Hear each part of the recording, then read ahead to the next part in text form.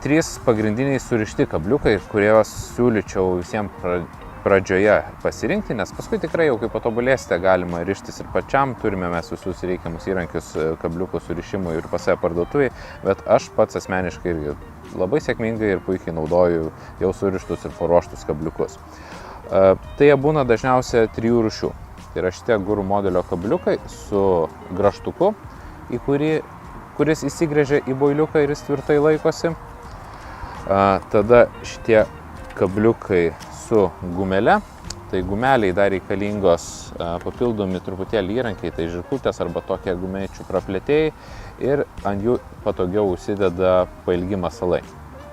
Irgi labai tvirtai laikosi, iš tikro mano vieni iš asmeniškai mėgstamiausių kabliukų naudojimų method feederių ir kabliukai su speed stopu. Su speed stopu kabliukus dažniausiai naudojama kaip yra gaudoma minkštais masalais, tai minkštos granulės, kukurūzai ir kiti masaliukai, kuriuos lengva pradurt ir reikalinga tokia adatėlė, būtent pradurt masaliuką ir šitas plasmasinis fiksatorius jį ištraukus užsifiksuoja. Masas tada puikiai laikosi ant plauko.